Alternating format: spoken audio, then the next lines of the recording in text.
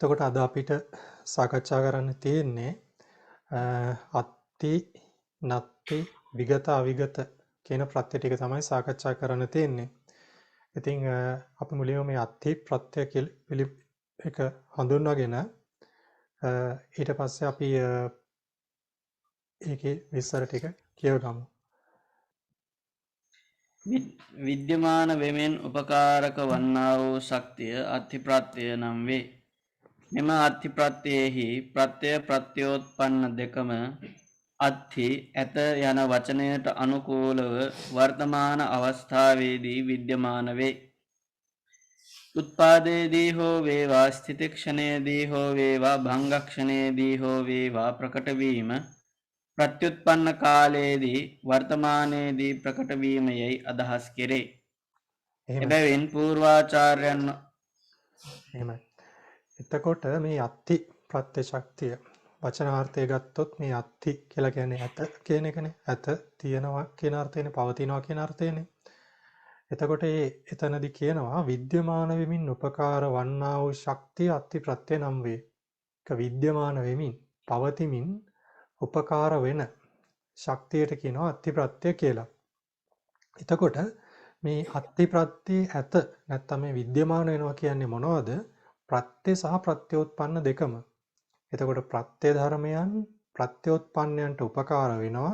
ඒ උපකාර වෙන වෙලාවේදී ප්‍රත්‍ය ධර්මයන් පවතිනවා, ප්‍රත්‍යෝත්පන්න ධර්මයන්ුත් පවතිනවා, විද්‍යමාන වෙනවා. ඉතින් එතකොට උත්පාදයේදී හරි ස්ථිතියේදී හරි භංගයේදී හරි මෙන්න මේ කියන විද්‍යමාන භාවය ලැබෙනවා. ඒ කියන්නේ ඒක වෙන්නේ ප්‍රත්‍යඋත්පන්න නැත්නම් වර්තමාන කාලයේදී තමයි වෙන්නේ. දැන් අපි ඔය කර්ම ප්‍රත්‍ය ගත්තොත් එහෙම ඒකේ නානාක්ෂණික කර්ම ප්‍රත්‍ය කියලා එකක් තිබ්බ මතකයිනේ. ඒතර නානාක්ෂණික කර්ම ප්‍රත්‍යයේදී වෙන්නේ මොකක්ද? එක අවස්ථාවකදී තමයි කර්මය සිද්ධ වෙන්නේ. එතකොට ඒකේ ප්‍රතිඵලය ඵලය ගත්තයින් පස්සේ ඒකේ දෙන්නේ පසු අවස්ථාවක. එතකොට එතන කාල වශයෙන් එතන කාල දෙකක් තියෙනවා. නමුත් මෙතන මේ අත්ති ප්‍රත්‍යයට අදාළ ගත්තයින් පස්සේ මෙතන ඒක වර්තමාන කාලිකම තමයි වෙන්නේ. මේ අවස්ථාවේදීම තමයි ප්‍රත්‍ය සහ ප්‍රත්‍යෝත්පන්න ධර්මයන් දෙකම විද්‍යමාන වෙන්නේ, පවතින්නේ. ඉතින් ඒකට පූර්වාචාර්යයන් වහන්සේලා උපමාවක් දක්වනවා. එබැවින් පූර්වාචාර්යයන් වහන්සේලා අත්ථි ප්‍රත්‍යය වෘක්ෂයන්ට උපකාර කරන්නා වූ පෘථිවියට උපමා කළසේක. පෘථිවිය විසින් තමා විද්‍යමාන වන්නා වූ අවස්ථාවේදී තමා මතු පිට ඇති බීජ හේතුවෙන් හටගන්නා වූ විද්‍යමාන වන වෘක්ෂයන්ට හරිතවන් වීමට උපකාර කරන්නාක් මෙන් මෙම අත්ථි ප්‍රත්‍යය විද්‍යමාන වන අවස්ථාවේදී තමාමෙන් විද්‍යමාන වන ධර්මයන්ටද උපකාර වේ යනු එහි අදහසයි. එහෙමයි. ඉතින් ඒකට දක්වන උපමාව තමයි පූර්වාචාර්යයන් වහන්සේලා වෘක්ෂයන්ට උපකාර කරන්නා වූ පෘථුවිය කියන අර්ථයෙන් මේ පෘථුවියකට තමයි සමාන කරලා තියෙන්නේ. ඒක විස්තර කරනවා පෘථුවිය විසින් කියන්නේ මහ පොළොව විසින් තමා විද්‍යමාන වන අවස්ථාවේ කියන්නේ තමන් තියෙන වෙලාවේදී පවතින වෙලාවේදී තමාගේ මතු පිට තියෙන තමාගේ උඩ තියෙන බීජ ආදියෙන් හටගත්ත වෘක්ෂයන්ට ඒ තමන් නිසා ඒ තමන්ගේ නිසා හටගත්ත ඒ ගහකොළ වලට හරිතවන් වීමට උපකාර කරන්නාක් මෙන්. එතකොට ඒක උපකාර කරනවා ඒ ගහකොළ හරිත වර්ණ වෙන්නට. අන්න ඒ වගේ අත්ති ප්‍රත්‍ය විද්‍යමාන වන අවස්ථාවේදී අර මහ පොළොව විද්‍යමාන වෙමින් උපකාර කරා වගේ ඒ අත්ති ප්‍රත්‍ය විද්‍යමාන වන අවස්ථාවේදී තමාමෙන් විද්‍යමාන වන ධර්මයන්ටද උපකාර වේ. ඒතර තමන් වගේම විද්‍යමාන වෙන ධර්මයන් ටිකකට තමයි උපකාර වෙන්නේ. ඊට පස්සේ අටුවාවේ පාඩයක් වෙනවා සන්නස. අටුවා පච්චුප්පන්න ලක්ඛණේන අත්ථිභාවේන තාදිසස්සේව ධම්මස්ස උපත්ථම්බ කට්ඨේන උපකාරකෝ ධම්මෝ අත්ථිපච්චයෝ. විස්තර කරන්නෙමි. මෙම අත්ථි ප්‍රත්‍යය ජනක උපස්ථම්භක ප්‍රත්‍යය වර්ග දෙකින්ම සුදුසු පරිදි උපකාරක වේ. එසේ වුවද අත්ථි ඇත යන වචනය ගැඹුරින් සිතා බැලීමේදී උත්පාදයෙන් අනතුරුව ස්ථිති ක්ෂණයට පැමිණි පසු අර්ථ ශක්තිය ඇති බව හොඳින් ප්‍රකට වේ. උත්පාද සහ භංග අවස්ථාවන්හිදී විද්‍යමාන වේය යනුවෙන් පැවසුවද ඉපදීම සහ බිඳීම නිසා එහි අස්තිත්වය ප්‍රකට නොවේ. ස්ථිති ක්ෂණයේදීම ප්‍රකට වේ යැයි අදහස් වේ. මෙසේ මෙම අර්ථ ප්‍රත්‍යයේ ජනක ශක්තියට වඩා උපස්තම්භක ශක්තිය ප්‍රධාන වන බැවින් අටුවාවෙහි උපත්ථම්භකට්ඨේන යයිද මූල ටීකාවේදී සතිපි ජනකත්තේ උපත්ථම්භකප්පදානායයි අනුටීකාවේ යයිද අනුටීකාවේදී යදිපි උප්පාදතෝ පට්ඨාය යාව භංගා ලබ්බමානතා අත්ථිභාවෝ තථාපි තස්ස යථා උප්පාදක්ඛනතෝ ඨිතික්ඛනේ සාතිසයෝ ව්‍යාපාරෝ එවං පච්චුප්පන්නේපි යයි දැක්වූහ. එහෙමයි. ඉතින් එතකොට මේ අටුවාවේ පාඩේ කියන්නේ පච්චුප්පන්න ලක්ඛනේන අත්තිභාවේන තාදිසස්සේව ධම්මස්ස උපත්තම්බ කට්ටේන උපකාරකෝ ධම්මෝ අත්තිපච්චයෝ කියලා. ඒ අර උඩ කියපු කාරණේ තමයි එතන අටුවාවේ කියන්නේ. ඒක තවදුරටත් මේ ස්වාමීන් වහන්සේ විස්තර කරනවා. ඒ තමයි ප්‍රත්‍ය මේ අත්ති ප්‍රත්‍යට අදාළව අපි පහුගිය දවසක ඉගෙන ගත්තා මේ ජනක ප්‍රත්‍ය කියලා කොටසක් තියෙනවා මේ සූවිසි ප්‍රත්‍යයන් වල. ඊළඟට උපස්තම්භක ප්‍රත්‍යයන් කියලා තව කොටසක් තියෙනවා සහ ඊට පස්සේ ජනක සහ උපස්තම්භක කියලා දෙකොටසම අයිති වෙන ප්‍රත්‍ය වර්ගයක් තියෙනවා. එතකොට මෙතන මේ අත්ති ප්‍රත්‍ය ගත්තයින් පස්සේ මේ අත්ති ප්‍රත්‍යයේ ජනක ශක්තියක් තියෙනවා උපස්තම්භක ශක්තියක් තියෙනවා. ඒතර මේ ශක්ති දෙකම තියෙනවා. ඒතර ජනක උපස්තම්භක කියන ගණයට තමයි මේ අත්ති ප්‍රත්‍ය ඇතුළත් වෙන්නේ, අදාළ වෙන්නේ. එතකොට මේ අටුවා වෙනවනේ පාඩයක් පච්චුප්පන්න ලක්ඛනේන අත්තිභාවේන තාදිසස්සේව ධම්මස්ස උපත්ථම්බකට්ඨේන කියලා. එතකොට වර්තමාන ලක්ෂණයෙන් අත්තිභාවයෙන් තමාහා සමාන වූ ඉබඳුම ස්වභාව ඇත්තා වූ ධර්මයකට උපත්ථම්බකට්ඨේන උපස්තම්භක අර්ථයෙන් උපස්තම්භක භාවයෙන් උපකාරක ධම්ම උපකාර වන ධර්මයේ අත්තිපච්චයෝ කියලා කිව්වනේ. එතන මේ උපත්ථම්බකට්ඨේන කියන එකේදී මේ මෙතන මේ උපත්ථම්බක විතරක්ම නෙමෙයි තියෙන්නේ කියලා තමයි විස්තර වෙන්නේ. එතන එක කියනවා මේ අත්ති කියන එක ගත්තයින් පස්සේ අත්ති කියන වචනේ ගත්තයින් පස්සේ උත්පාදයෙන් අනතුරුව ස්ථිතික්ෂණයට පැමිණි පසු අත්ති ශක්තිය ඇති බව හොඳින් ප්‍රකට වේ.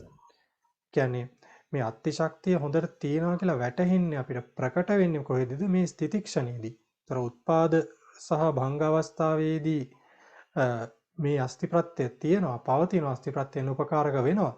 හැබැයි ඒක එච්චර ප්‍රකට වෙන්නේ නැහැ කියලා කියන්නේ. මොකද හේතුව උත්පාදයේදී මේ ධර්මයන් හට ගන්නවා, භංගයේදී ධර්මයන් බිඳෙනවා, පරමාර්ථ ධර්මයන් බිඳෙනවා. එතකොට මේ අස්ති ප්‍රත්‍යය හොඳට ප්‍රකට වෙන්නේ නැහැ කියලා තමයි සවන්නස කියන්නේ. ඉතින් ඒ නිසා මේ අටුවාවේ ඇයි මේ පාඩේ මේ විදිහට කිව්වේ කියලා ටීකාව විස්තර කරනවා. කොහොමද සතිපි ජනකත්තේ උපත්තම්බක ප්‍රදාන කියලා කියනවා. කියන්නේ මොකද්ද මේ ජනක භාවය තියෙනවා, ජනක ශක්තිය තියෙනවා. හැබැයි උපස්තම්භක භාවයේ ප්‍රධාන නිසා තමයි මෙතන මේ උපත්තම්බකට්ඨේන කියලා කියන්නේ අටුවාවේදී. ඉතින් ඒ නිසා මෙතන මේ ප්‍රත්‍ය අවස්ථා කීපෙම ඒ කියන්නේ ජනක උපත්ථම්බක කියන ආකාර දෙකම තියෙනවා කියලා මතක තියාගන්න ඕන. ඒතර මේ ටීකාවේ විස්තර කරන්නේ මේ පාඩේම මේ ඇයි මේක මේ ඇයි අත්ති ප්‍රත්‍ය විශේෂයෙන්ම ගත්තේ කියලා මේ ස්ථිතික්ෂණයේදී හොඳට ප්‍රකට වෙන නිසා තමයි මේ අස්ති ප්‍රත්‍ය ස්ථිතික්ෂණය ගැන අරමුණු කරගෙන තමයි මේ උපත්ථම්බක අට්ඨේන කියලා මෙතන විශේෂයෙන්ම ප්‍රකාශ කරන්නේ. කෙනතර අවස්ථා තුනෙන්දී මේ අත්ති ප්‍රත්‍යය තියෙනවා. ඊට පස්සේ සවන්නස අපි කියව ගමු මේකේ ත්‍රිරාශිය.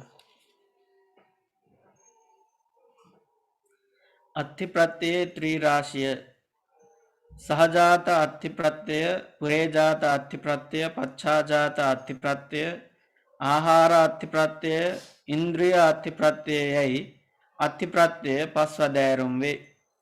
ඒවා අතරින් සහජාත අත්ථි ප්‍රත්‍යය එහෙමයි සනන්ස. එතකොට මේ අත්ති ප්‍රත්‍ය ආකාර පහක් තියෙනවා කියලා ත්‍රිරාශියේ කියනවා. සහජාත අත්ති ප්‍රත්‍ය, පුරේජාත අත්ති ප්‍රත්‍ය, පච්චාජාත අත්ති ප්‍රත්‍ය, ආහාර අත්ති ප්‍රත්‍ය, ඉන්ද්‍රිය අත්ති ප්‍රත්‍යයි පස්වැදෑරුම් වේ කියලා මෙතන කියනවා. මේක තව වෙනස් විදිහකටත් විස්තර වෙනවා. අපිට ඒක ඉස්සරහට ඉගෙන ගන්න තියෙනවා. ඒ වෙනස් විදිහකට වුණත් මේ සියල්ලම මේ ඉදිරියේ ඒ එන කොටස් පහසුවෙන් පැහැදිලි කරගන්න තමයි ඒවා තවදුරටත් බෙදලා තියෙන්නේ. මීට වඩා අතිප්‍රත්‍ය ගණනක් විස්තර වෙනවා. නමුත් ඒවත් ඒ කියන්නේ ඒ විස්තර වෙන ඒවත් මේවා ඇතුළෙම තමයි තියෙන්නේ. මේවා ඇතුළෙම තියෙනවා තව කොටස් වලට කඩලා තමයි ඒ තැන්වලදී විස්තර කෙරෙන්නේ. ඉතින් අපි දැනට මේක මතක තියාගමු පස්වැදෑරුම් වේ කියලා. නමුත් අදහස තියාගන්න මීට වඩා කොටස් තියෙනවා. අපි ඒවා ඉදිරියේදී සාකච්ඡා කරනවා කියලා. හැබැයි ඒවා සියල්ලම මේ පහ ඇතුළට තමයි ඇතුළත් වෙන්නේ. ඉතින් මේ පිටතට මොනවත් වැටෙන්නේ නැහැ. ඊට පස්සේ දැන් ඒවට අදාළව මේක එකකට අදාළව කරුණු කියනවා. අතරින් සහජාත අත්ති ප්‍රත්‍යය සහජාත ප්‍රත්‍යය හා සමානය. පුරේජාත අත්ති ප්‍රත්‍යය පුරේජාත දෙවර්ගය හා සමානය. පච්ඡාජාත අත්ති ප්‍රත්‍යය පච්ඡාජාත ප්‍රත්‍යය හා සමානය. ආහාර අත්ති ප්‍රත්‍යය රූපාහාර ප්‍රත්‍යය හා සමානය. ඉන්ද්‍රිය අත්ති ප්‍රත්‍යය රූප ජීවිත ඉන්ද්‍රිය හා සමානය. හරි. එතකොට එතන සහජාත අත්ති ප්‍රත්‍යය කියලා අපි කියනවනේ කොටසක් කියවනේ මෙතන. මේ සහජාත අත්ති ප්‍රත්‍යය සහජාත ප්‍රත්‍යයට සමාන වෙනවා. සහජාත ප්‍රත්‍යය කියලා අපි කලින් ඉගෙන ගත්තනේ. එතකොට ඒක මේ දැන් සහජාත අත්ති ප්‍රත්‍යය සහජාත ප්‍රත්‍යය හා සමානයි කියලා කිව්වට මේ ප්‍රත්‍ය ශක්තිය සමානයි කියන එක නෙමෙයි කියන්නේ. ඒකේ මේ ත්‍රිරාශිය සමානයි කියලා තමයි කියන්නේ. නැතෝ මේ ප්‍රත්‍ය ශක්ති දෙක වෙනස්. සහජාත ශක්තිය කියන්නේ එක ශක්තියක්, අත්ති ශක්තිය කියන්නේ තව එකක්. ඊළඟට පුරේජාත අත්ති ප්‍රත්‍යය පුරේජාත දෙවර්ගය හා සමානයි. තර පුරේජාත අත්ති ප්‍රත්‍යය කියලා මෙතන කියන එක පුරේජාත අත්ති දෙවර්ගයත් එක්ක සමානයි කියලා කියන්නේ. පුරේජාත දෙවර්ගයත් එක්ක සමානයි කියලා කියන්නේ. තර පුරේජාත දෙවර්ගය මොනවාද? ආරම්මන පුරේජාතය සහ වත්තු පුරේජාතය කියන එක. ඊළඟට පච්චාජාත අත්ති ප්‍රත්‍යය පච්චාජාත ප්‍රත්‍යයට සමානයි කියලා කියනවා. තර පච්චාජාතයට පච්චාජාත ප්‍රත්‍යයත් එක්ක සමානයි කියලා කියන්නේ. ආහාර අත්ති ප්‍රත්‍යය රූපාහාර ප්‍රත්‍යය හා සමානයි කියලා කියන්නේ. ඊළඟට ඉන්ද්‍රිය අත්ති ප්‍රත්‍යය රූප ජීවිත ඉන්ද්‍රිය හා සමානයි කියලා කියන්නේ. එතකොට මේවා ඒ අපි කලින් ඉගෙන ගත්ත ප්‍රත්‍යවලදී ඒ තැන් වලට ගිහිල්ලා ස්වરૂපාර්ථ ටික ගන්න තියෙනවා. ඉතින් එතකොට මෙතන ශක්තිය වෙනස් කියලා මතක තියාගන්න ඕන. අත්ති ප්‍රත්‍යයයි මේ කියන කොටස් වලයි කියන තැන් වල තියෙන සහජාත ශක්තියයි අත්ති ශක්තියයි වෙනස්. පුරේජාත ශක්තියයි අත්ති ශක්තියයි කියන එක වෙනස්. ඒතර ස්වરૂපාර්ථ තමයි මෙතන සමාන වෙන්නේ.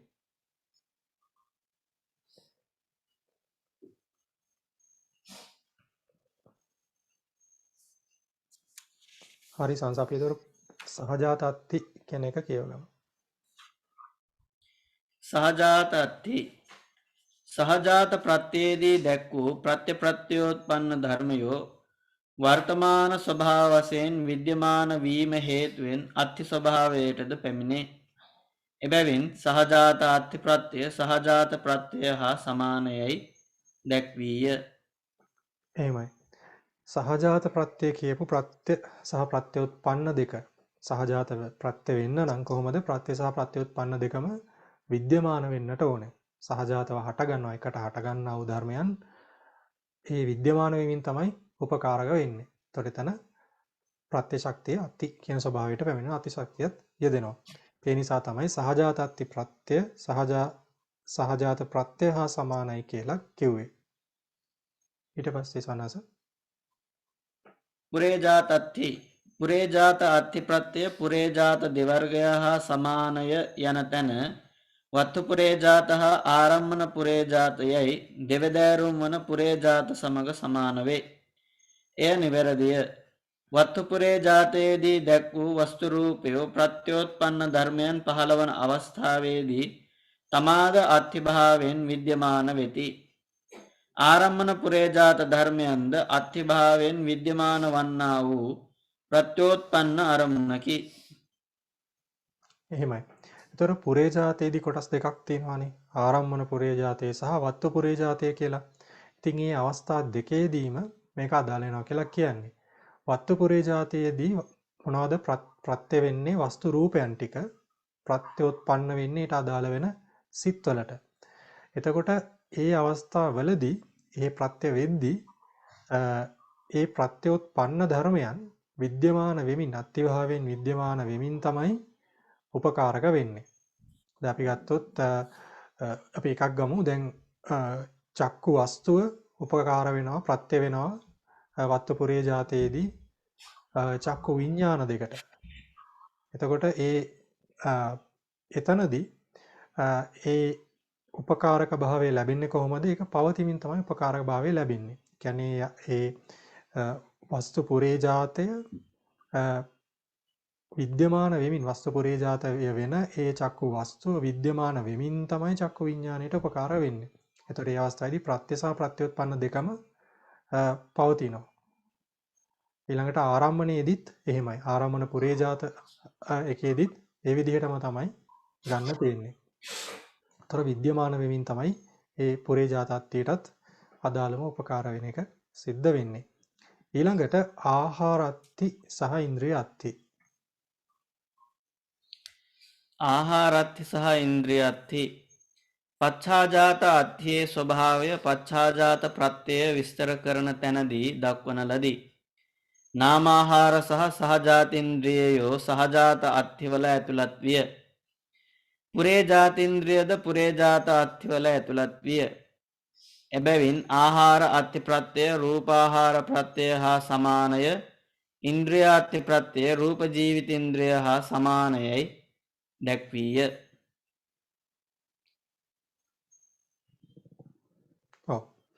එතකොට පච්ඡාජාතත්ති කියවනේ. පච්ඡාජාතත්ති කියලා ස්වභාවයක් තියෙනවා. ඒක ඉතින් පච්ඡාජාත ප්‍රත්‍ය විස්තර කරන තැනදී කිව්වා. එතන මතක ඇති. ඒ පසුව හට ගන්නා වූ නාම ධර්මයෝ පෙර හටගත්ත රූප ධර්මයන්ට ඒ දෙකේම විද්‍යමාන අවස්ථාවේදී තමයි උපකාර වෙන්නේ කියලා පැහැදිලි කරගත්තා. එතකොට ඒක තමයි මෙතන මේ කියන්නේ. ඊළඟට නාමාහාර සහ සහජාත ඉන්ද්‍රියෝ සහජාත අත්තිවල ඇතුළත් වුණා කියලා කියනවා. නාමාහාර ටිකයි සහ සහජාත ඉන්ද්‍රිය කියන ටික. ඒ කොටස සහජාත අත්තිවලට ඇතුළත් වෙනවා කියලා කියනවා. ඊළඟට පුරේජාත ඉන්ද්‍රියද පුරේජාත අත්තිවල ඇතුළත් වුණා. ඉතින් ඒ නිසා ආහාරත්ති ප්‍රත්‍ය රූපාහාර ප්‍රත්‍ය හා සමානයි, ඉන්ද්‍රියත්ති ප්‍රත්‍ය රූප ජීවිතේන්ද්‍රය හා සමානයි කියලා කියනවා. හරි. ඊට පස්සේ අපේ ප්‍රත්‍ය සහ ප්‍රත්‍යෝත්පන්නවලදී නිර්වාණය කියන එකත් වෙනවනේ එක තැනකදී. ආරම්මන ප්‍රත්‍යයට එහෙම අරගෙන එනවනේ. ඉතින් එතන නිර්වාණය ගැන කාරණයක් කියනවා. නිර්වාණය කියන එක අත්ති ප්‍රත්‍යයෙන් ප්‍රත්‍ය නෙවෙයි කියලා, ප්‍රත්‍ය නොවේ කියලා කිස්තරයක් කරනවා. නිර්වාණය අත්ථි ප්‍රත්‍යයෙන් ප්‍රත්‍යය නොවේ. නිර්වාණය පරමාර්ථ වශයෙන් විද්‍යමාන වීම නිසා අත්ථි ප්‍රත්‍යයෙන් ප්‍රත්‍යය විය යුතු නොවේද යයි චෝදනාවකි. පරිහාරය නම් අත්ථි ඇත යන වචනය පිළිබඳ කල්පනා කළහොත් ඇති විට ප්‍රත්‍යයක් යයි ගත යුතු වන අතර නැති විට ප්‍රත්‍යයක් ගත යුතු නොවේ යන අදහසට පැමිණේ. නිර්වාණය සඳහා එම දෙකම නොලැබේ. සෑම විටම විද්‍යමාන වන බැවින් අත්ථි ප්‍රත්‍යයට නුසුදුසුය. වෙනත් ක්‍රමයකින් කියවහොත් එක් ප්‍රත්‍ය ශක්තියක් පිළිබඳව ඊට ප්‍රතිවිරුද්ධ ප්‍රත්‍යය පදනම් කරමින් සිතා බැලීමේදී වඩාත් හොඳින් ප්‍රකට වේ. අත්ථි ප්‍රත්‍යයේ ශක්තිය නත්ථි ප්‍රත්‍යයේ ශක්තියට ප්‍රතිවිරුද්ධය. නත්ථි ස්වභාවය යනු උත්පාද ස්ථිති භංග වශයෙන් විද්‍යමාන වීමෙන් අනතුරුව භංගයට පත්වී නොමැති භාවයයි. නිර්වාණයේ එබඳු ශක්ති ස්වභාවයක් නොමැති වීම නිසා නත්ථි ශක්තියේ ප්‍රතිවිරුද්ධ ශක්තිය වන අත්ථි ශක්තියද නැත. මේ ක්‍රමයෙන් විගත ප්‍රත්‍යයට ප්‍රතිවිරුද්ධ වන්නා වූ අවිගත ශක්තිය නොමැති හේතුවද දැනගන්න. හරි සමහස. එතකොට දැන් ප්‍රශ්නයක් එනවා මොකක්ද නිර්වාණය කියන එක. නිර්වාණය කියන පරමාර්ථ ධර්මයේ විද්‍යමාන පරමාර්ථ ධර්මයක්. ඒක පරිකල්පිත නැත්තම් එහෙම වෙච්ච ප්‍රඥප්තියක්වත් හුදු පරිකල්පනය කරන ලද යම්කිසි ධර්මයක් නෙමෙයි. එහෙම දෙයක් නෙමෙයි. මේක විද්‍යමාන වන්නා වූ පරමාර්ථ ධර්මයක්. ඉතින් ඒ නිසා දැන් මෙතන මේ උඩේ වාක්‍යයක් කියවනේ විද්‍යමාන වෙමින් උපකාරක වෙන දෙයක් කියලා. එතකොට නිර්වාණය අත්‍යප්‍රත්‍යයෙන් ප්‍රත්‍ය වෙන්නේ නැද්ද? දැන් ආරමුණු නිර්වාණය අරමුණු කරද්දී මේ නිර්වාණය අත්‍යප්‍රත්‍යයෙන් ආරම්මනික වන ඒ අදාළ සිතට උපකාරක වෙන්නේ නැද්ද? ප්‍රත්‍ය වෙන්නේ නැද්ද කියලා චෝදනාවක් තියෙනවා. එතකොට ඒකට පරිහාරය කියනවා. ඒකට පිළිතුර කියනවා. අත්ති කියන එක කල්පනා කරොත්, අත්ති කියන වචනය කල්පනා කරොත් ඇති විට ප්‍රත්‍යක් යයි ගත යුතු වන අතර නැති විට ප්‍රත්‍යක් එතන යයි කියලා එන්න ඕනේ. ප්‍රත්‍යක් යයි ගත යුතු නොවේ. ඒතර ඇති විට ප්‍රත්‍යක් කියලා ගන්න කියලා කියනවා, නැති වෙලාවේදී ප්‍රත්‍යක් ගන්න කියලා ගන්නෙ නැහැ කියලා කියන්නේ. ඒ දැන් අපි කිව්වොත් ඒ අදාළ පරමාර්ථ ධර්මයන් අපි කිව්ව සහජාත අත්‍යයට, පුරේජාත අත්‍යයට. එතකොට ඒවත් තියෙන වෙලාවේදී ප්‍රත්‍යක් කියලා සලකනවා, නැති වෙලාවේදී ඒවා ප්‍රත්‍යක් කියලා සලකන්නේ නැහැ. එතකොට මේ නිර්වාණය කියන එකට ඒ කියන දෙකම ගන්න බෑ කියලා කියන්නේ. එතකොට නිර්වාණය ඇත කියලා කියන්නත් බෑ මේ කියන ක්‍රමයට. මේක උපදිනවා උත්පාදයක් වෙන්නේ නැහැනේ. ඊළඟට නැත කියලා එහෙම සලකන්නත් බෑ. ඉතින් ඒ නිසා මේක එහෙම ගන්න බෑ කියලා කියන්නේ. ඒතර නිර්වාණය කියන එක ඇත්තටම එහෙම ගත්තාන් පස්සේ සෑම විටම විද්‍යමාන වෙන ධර්මයක් කියලා සලකන්න වෙන්නේ. ඒ නිසා එබැවින් මේ අත්ති ප්‍රත්‍යයට මේක මෙහෙම ගන්න බෑ කියලා කියන්නේ. ඒක ගන්න විදියක් නැහැ කියලා කියන්නේ.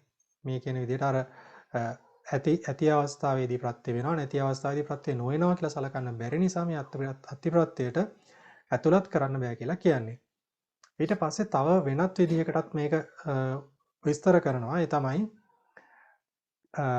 ඒ අත්ති ප්‍රත්‍යයට ප්‍රතිවිරුද්ධ ප්‍රත්‍ය. අපිට ඊළඟට ඉගෙන ගන්න තියෙන ප්‍රත්‍ය තමයි නත්ති කියන ප්‍රත්‍ය. නත්ති කියන්නේ නැත කියන ප්‍රත්‍ය. නැත කියන්නේ ඒක නොමැති භාවයෙන් තමයි උපකාරක වෙන්නේ. එතන පරමාර්ථ ධර්මයන් තියෙනවා. ඒ පරමාර්ථ ධර්මය නොමැති වීමෙන් තමයි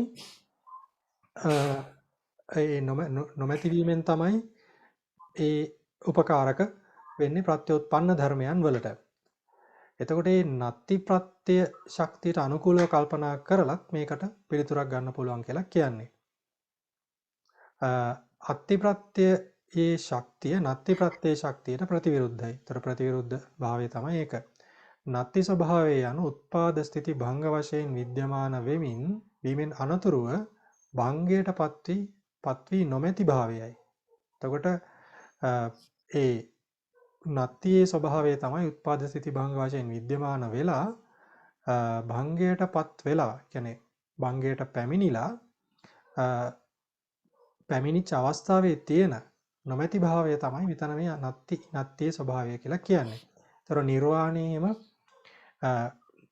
එහෙම ශක්තියකුත් නැහැ කියලා කියන්නේ. ඒ නිසා නත්ති ශක්තිය ප්‍රතිවිරුද්ධ ශක්තිය වන අති ශක්තියද නැත. ඒතර නත්ති ශක්තියත් නැහැ, අති ශක්තියත් නැහැ.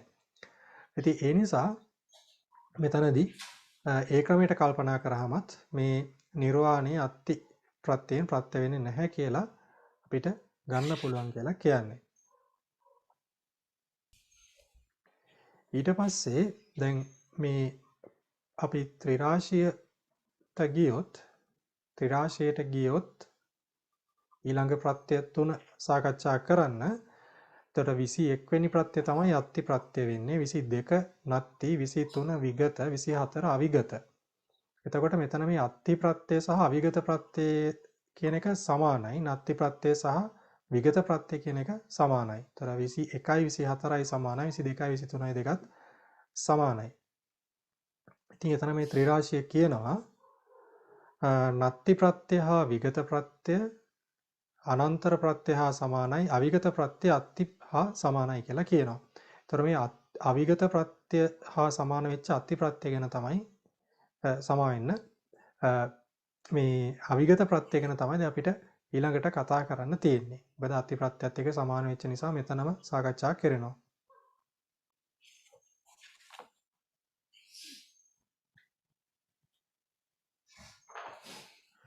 ඔව්. මෙතන මේ අවිගත ප්‍රත්‍ය, අවිගත පච්චයකින් තැනට ගිහිල්ලා අපිට කතා කරන්න තියෙන්නේ. මෙතනදී කියන්න දෙයක් තියෙනවා විශේෂයෙන්ම. ඒ තමයි දැන් මේ අවිගත ප්‍රත්‍ය සහ දැන් අත්ති ප්‍රත්‍ය සහ අවිගත ප්‍රත්‍ය දෙක අටුවාචාර්යන් වහන්සේ විස්තර කරනවා. එතනදී මේ ඒ ප්‍රත්‍ය දෙක ඒ ප්‍රත්‍ය ශක්තියින් දෙක සමානයි කියලා විස්තර කරනවා. ඒ දෙකේ වෙනසක් නැහැ කියලා කියන්නේ. අර අනන්තර සමානන්තර වගේ. ඒ අත්ති ප්‍රත්‍යයයි අවිගත ප්‍රත්‍යයයි දෙක එකේ ව්‍යංජනයේ විතරයි වෙනස් වෙන්නේ. ඒකේ අර්ථයේ කිසිම වෙනසක් වෙන්නේ නැහැ. කියන්නේ ප්‍රත්‍ය ශක්තියින් වල වෙනසක් නැහැ.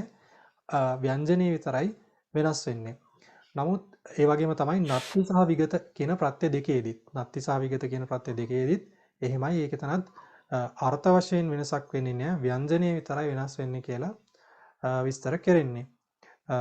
එතකොට මේ කාරණය සම්බන්ධයෙන් මූල ටීකාවේදී ටිකක් වැඩිපුර කල්පනා කරපුවක් පේනවා. ඒ කියන්නේ එතන මේ පදයේ අනු අර්ථය අනුව හිතලා උන්වහන්සේලා මෙතන තවත් ප්‍රත්‍ය දෙකක් විදිහට දක්වනවා. ඒ කියන්නේ අත්ති අවිගතයි කියන්නේ ප්‍රත්‍ය ශක්තියින් දෙකක්, නත්ති විගතයි කියන්නේ ප්‍රත්‍ය ශක්තියින් දෙකක් කියලා එතන විස්තර කරනවා.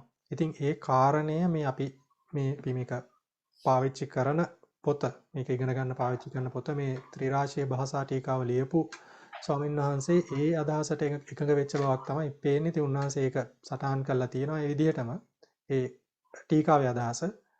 ඉතින් ඒකත් අපි ඉගෙන ගමු. ඒක මොකක්ද මේ කියන්නේ කියලා. ඉතින් ඒක මම ඒ විදිහටම තිබ්බා. ඒක වෙනසක් කරන්නෙම නැතුව ඒ පරිවර්තනෙ හිමම තිබ්බා. නමුත් අටුවාවේ කියන අදහසට අනුව ඉතින් ඒක පැහැදිලි මේක ප්‍රත්‍ය ශක්තියින් දෙකක් නෙමෙයි.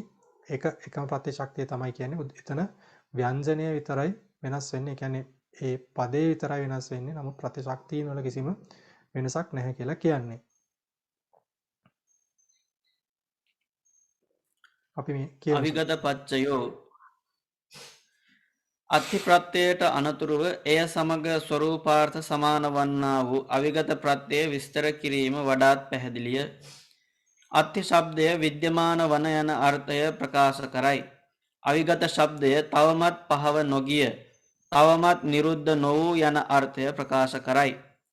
මෙම අවිගත ප්‍රත්‍යය මහා සමුද්‍රය මෙන් වේ යැයි පූර්වාචාර්යයන් වහන්සේලා උපමා කළහ. මහා සමුද්‍රය තමා කෙරෙහි පිහිට ඇත්තා වූ මත්ස්‍ය කැසබු ආදීන්ට තමා පහ නොව දහසේ පිහිටා සිටීමට උපකාර කරන්නාක් මෙන් මෙම අවිගත ප්‍රත්‍යයද තමා පහව නොගොස් නොවෙන්ව තවමත් නිරුද්ධ වූ භාවයෙන් උපකාරක වේ යැයි අදහස් කෙරේ. එබැවින් පරමාර්ථ වශයෙන් විද්‍යමාන වීම වශයෙන් උපකාරක ශක්තිය අත්ති ප්‍රත්‍යය නම් වේ. පරමාර්ථ ස්වභාවයෙන් නොවෙන්ව තවමත් නිරුද්ධයට නොයෑම් වශයෙන් උපකාරක ශක්තිය අවිගත ශක්තිය නම් වේ. ගැඹුරින් සිතා බලද්දී අවිගත ශක්තිය නිරුද්ධයට ආසන්නව ඇති භංගයෙන් අනතුරුව කෙලවරට පත්වීමට පෙර අවස්ථාවේදී ඊතා ශක්තිමත් වේ යැයි ප්‍රකට වේ. උත්පාද ස්ථිති අවස්ථාවේදී අවිගත ශක්තිය නැත යැයි නොකිය යුතු. එහෙමයි. එතනදී අත්ති ශබ්දය ගත්තයින් පස්සේ විද්‍යමාන වන කියන අර්ථය ප්‍රකාශ කරනවා. අවිගත ශබ්දයේදී විගත කියන්නේ පහව ගියා කියන එකනේ. එතකොට අවිගත කියලා කියන්නේ පහව නොගිය කියන. එතකොට තවමත් පහව නොගිය කියන අර්ථය මේ අවිගත ශබ්දය ඇතුලේ තියෙනවා. තවමත් නිරුද්ධ නොවූ තවමත් කියන්නේ පහව නොගිය කියන අර්ථය මෙතන පවතිනවා. ඉතින් මේකට උපමාවක් විදිහට පූර්වාචාර්යන් වහන්සේලා දක්වනවා.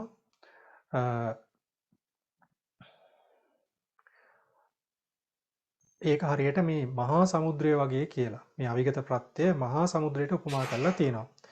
ඉතින් ඒක කියන්නේ කොහොමද මේ මහා සමුද්‍රය තමා කෙරෙහි පිහිටා ඇත්තා වූ කියන්නේ තමන් මැත්තේ පිහිටලා ඉන්න තමා තුළ පිහිටලා ඉන්න මත්ස්‍ය කැසබු ආදීන්ට ඒකේ ඉන්න ඉතින් ඒ සත්තුන්ට ඒ මොහොතේ ඉන්න සත්වයන්ට තමා පහව නොගොස් කියන්නේ තමන් පහ වෙලා යන්නේ නැතුව වෙන් නොවෙන්ව නිදහසේ පිහිටා සිටීමට උපකාර කරන්නාක් මෙන් ඒ සත්වයන්ට උපකාර කරනවා වගේ තමන් වෙන් වෙලා යන්නේ නැති සත්වයන්ට නිදහසේ ඉන්නට උපකාර කරනවා වගේ මේ අවිගත ප්‍රත්‍යයත් තමා පහව නොගොස් නොවෙන්ම තවමත් නිරුද්ධ වූ භාවයෙන් උපකාරක වේ යයි අදහස් කෙරේ. මෙතන මේ නිරුද්ධ වූ නෙමෙයි ඉන්න ඕනේ නිරුද්ධ නොවූ භාවයෙන් එන්න ඕනේ. ඊට පස්සේ කියනවා එබැවින් පරමාර්ථ වශයෙන් විද්‍ය වීම වශයෙන් උපකාරක ශක්තිය අත්ති ප්‍රත්‍ය වෙනවා කියලා කියන්නේ. කියන්නේ විද්‍යමාන වෙමින් උපකාරක වෙන ශක්තිය අත්ති වෙනවා පරමාර්ථ ස්වභාවයෙන් නොවෙන්ව තවමත් නිරුද්ධයට නොයෑම වශයෙන් උපකාර වන ශක්තිය අවිගත වෙනවා කියලා කියන්නේ. කියන්නේ විද්‍යමාන වෙමින් උපකාරක වෙන ශක්තිය මොකක්ද? අත්ති ශක්තිය පරමාර්ථ වශයෙන් නිරුද්ධයට යන්නේ නැතිව තවමත් වෙනව නොවෙන්ව උපකාරක වන ශක්තියට කියනවා අවිගත ශක්තිය කියලා. ඉතින් තවදුරටත් මේ අනුව ස්වාමීන් වහන්සේ කල්පනා කරලා ඉතින් තව කාරණයක් කියනවා ගැඹුරින් සිතා බලද්දී අවිගත ශක්තිය නිරුද්ධයට ආසන්නව ඇති භංගයෙන් අනතුරු කෙලවර වීමට පෙර අවස්ථාවේදී ඊතා ශක්තිමත් වේයයි ප්‍රකට වේ. ඒතර මේක හොඳට ප්‍රකට වෙනවා කියලා කියන්නේ කොයි අවස්ථාවේද මේ නිරුද්ධයට ආසන්නව ඇති භංගයෙන් අනතුරුව කෙලවරට පත්වීමට පෙර අවස්ථාවේදී. මේ කියන්නේ ස්ථිතික්ෂණය. හරි. ඒතර මේක මේ කියන්නේ ස්ථිතික්ෂණයේදී තමයි මේක මේ හොඳට ප්‍රකට වෙන්නේ කියලා කියන්නේ. හොඳට ශක්තිමත්ව තියෙනවා කියලා පේන්නේ කියලා කියන්නේ. උත්පාද ස්ථಿತಿ අවස්ථාවේදී අවිගත ශක්තිය නැතයයි නොකේතොරතොර එතකොට මේ කියන්නේ උත්පාද ස්ථಿತಿ අවස්ථාවලදී අවිගත ශක්තිය නැහැ කියලා කියන්න එපා කියලා කියන්නේ. ඒක තමයි සන්නාස විස්තර කරන්නේ තේතන ඊට පස්සේ ටීකාවේ පාඩය පරිවර්තනය කරලා පෙන්නලා තියෙනවා.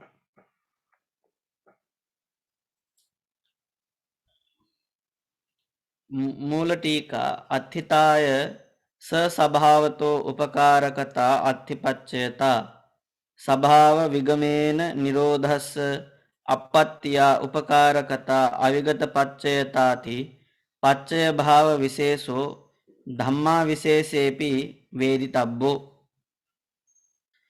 අත්ථි භාවාය සභාවතාය පරමාර්ථ ධර්මයන්ගේ විද්‍යමාන භාවයෙන් උපකාරක භාවය අත්ථිපච්චයතා අත්ථිප්‍රත්‍ය භාවය අත්ථිශක්තිය නම් වේ. ස්වභාව විගමනේන ස්වභාවය පහව නොගිය භාවයෙන් නොවෙන්ව නිරෝධස්ස අප්පත්තියා නිරෝධයට නොපැමිණි භාවයෙන් උපකාරක භාවය අවිගත පච්චයතා අවිගත ප්‍රත්‍ය නම් වේ.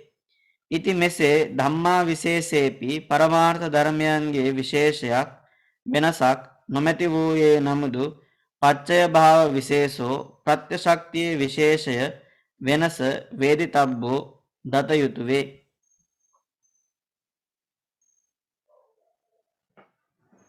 එහෙමයි. මෙතන මේ පොඩි වචනයක් හදාගන්න තියෙනවා.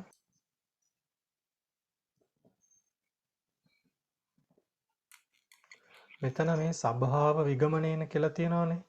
එතන හදාගන්න වෙනවා සන්නාස සබ්භාව කියන එක මෙතන සබ්භාව වෙන්න ඕන. සබ්භාවා කියලා ඉන්න ඕන. සබ්භාව අවිගමනේන කියලා නේ කැඩෙන්නේ. විසන්ධි වෙන්නේ.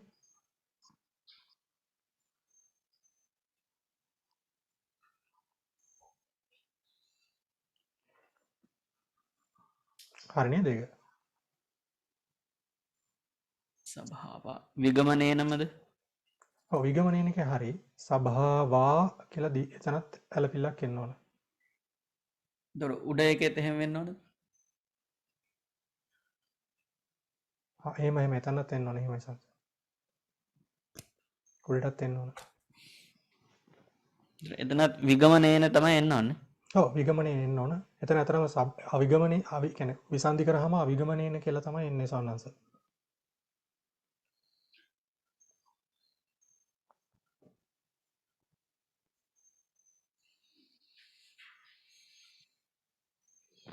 හරි.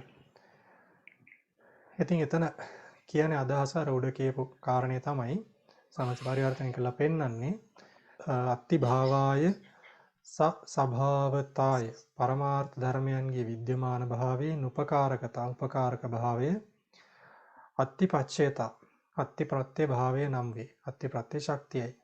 එතකොට පරමාර්ථ ධර්මයන්ගේ විද්‍යමාන භාවය අත්ති ප්‍රත්‍ය ශක්තිය වෙන්නේ සභාවා විගමනේන ස්වභාවය පහව නොගිය භාවයෙන් නිරෝධස්ස අප්පත්‍ය නිරෝධයට නොපැමිණි භාවයෙන් උපකාරක භාවය අවිගත පච්චයතා අවිගත ප්‍රත්‍යය නම් වේ කියලා මෙන්න මේකේ වෙනසක් තියෙනවා. ඉති මෙසේ ධම්මා විශේෂේපි පරමාර්ථ ධර්මයන්ගේ වෙනසක් නොමැති වූයේ නමුදු විශේෂේපි පච්චය භාව විශේෂෝ ප්‍රත්‍ය ශක්තියේ විශේෂය වෙනස වේදිතබ්බේ දත යුතුයි කියලා කියන්නේ.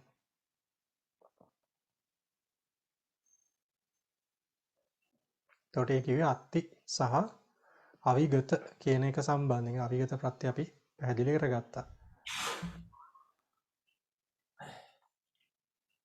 ඊට පස්සේ නත්ති එකයි විගත එකයි තමයි ඊළඟට විස්තර කරගන්න තියෙන්නේ.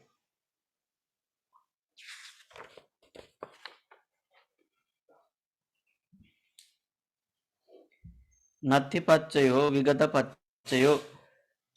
නත්ති ශබ්දය නැත යන අර්ථය ප්‍රකාශ කරයි.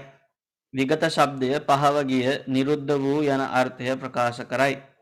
එබැවින් නිවී ගිය පහන අන්ධකාරය ඇති කිරීම සඳහා අවකාශය ලබා දෙන්නාක් මෙන් තමන්ගේ නොමැති භාවයෙන් පසුව උපදනා ධර්මයන් පහළ වීමට උපකාර කරන්නා වූ ශක්තිය නත්ති ප්‍රත්‍යය නම් වේ.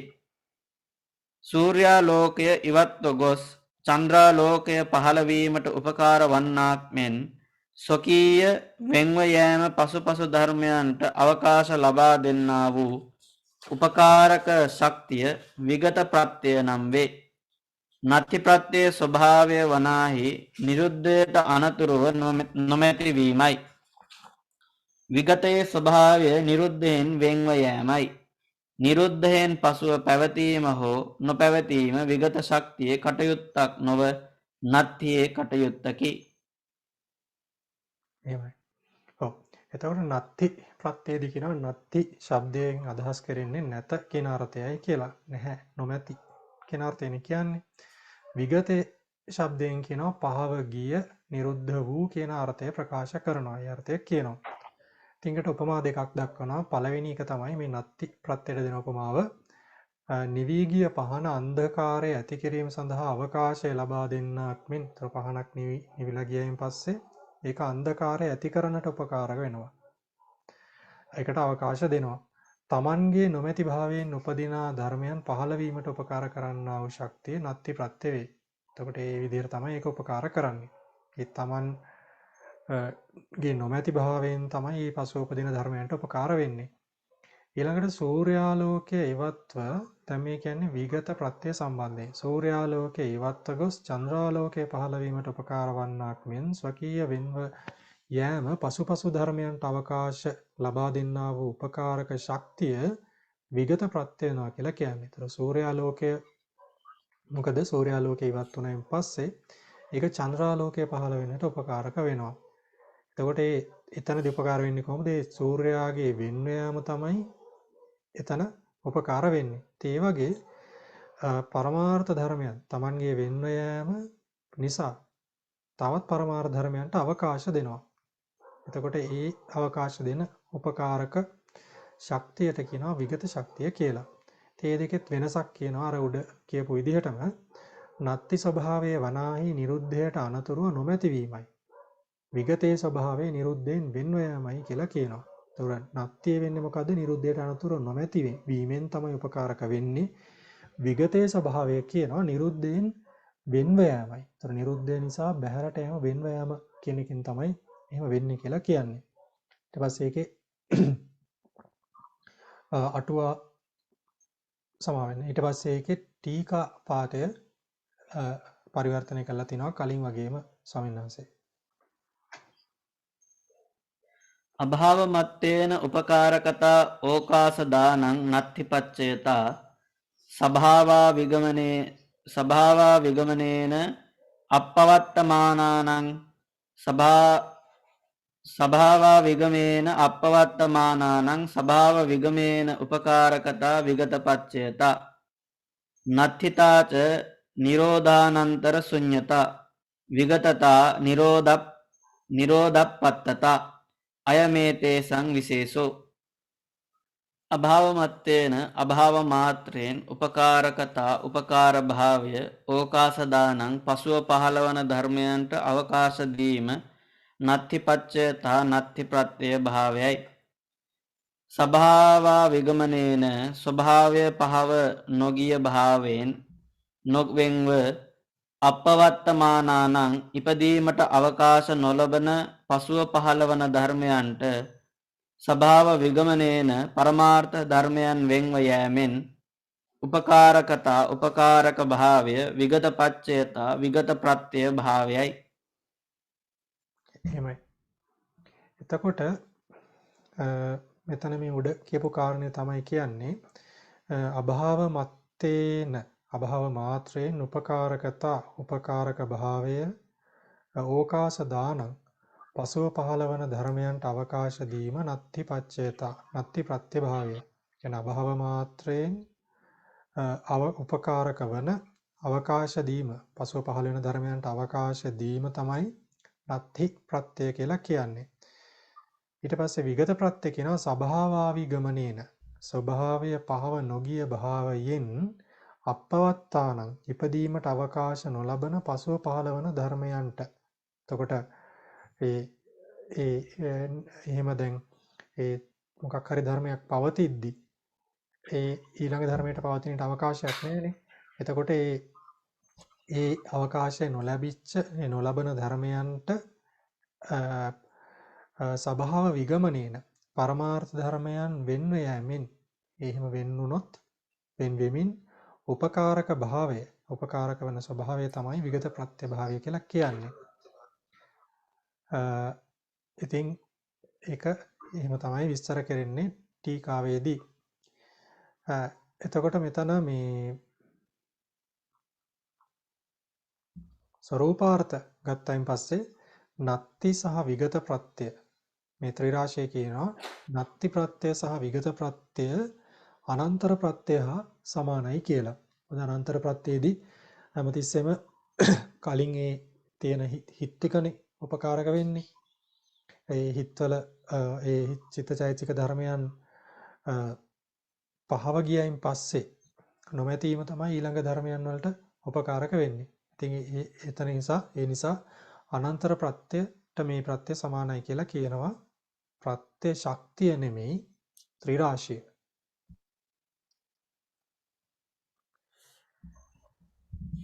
ඊට පස්සේ මෙතන මේ ඇතමෙක් කියලා කියන්නේ ඇත්තටම මේ අටුවාචාර්යන් වහන්සේට තමයි ඇතමෙක් කියලා මේ මෙතන මේ දක්වන්නේ අටුවාචාර්යන් වහන්සේ අටුවාවේ එන අදහසට තමයි කියන්නේ නත්ති සහ විගතද අත්ති සහ අවිගතද දේශනා විලාස පුද්ගලාධ්‍යාස වශයෙන් සමාන ස්වરૂපාර්ථ ඇතුළත් කරමින් දේශනා කරන ලදී කියලා කියන්නේ. එතකොට කියනවා ඒ අවස්ථාවේදී ඒ ගුරුවරු ප්‍රත්‍ය ශක්තියින් සමාන බව සලකලා තමයි හිම කියලා කියන්නේ. එහෙම තමයි උන්වහන්සේ විස්තර කරන්නේ. ඉතින් මේ කියන්නේ අටුවාවේදී කියන අර ව්‍යංජනය විතරක් වෙනස් වෙන්නේ මෙතන ප්‍රත්‍ය ශක්තිය සමානයි කියලා කියන්නේ. ඉතින් මෙතන මේ ස්වාමීන් වහන්සේ දරන අදහස තමයි මේ නත්ති මෙතන මේ ප්‍රත්‍ය ශක්තියන වලත් වෙනසක් තියෙනවා කියන එක මේ ටීකාවට අනුව. ඉතින් ඊට පස්සේ මේ කොටස අවසන් වෙනවා මේ ප්‍රත්‍ය ශක්තියන වල දාල කතාව. ඉතින් ඒකත් අපි කියව ගනිමු.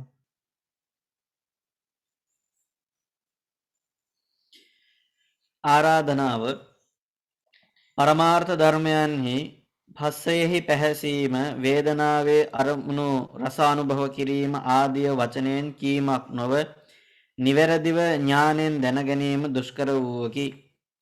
එම ධර්මයන්ගේ ශක්තියෙන් වෙන්කොට ඒකාන්තයෙන්ම දැනගැනීමට අති දුෂ්කර වූවකි.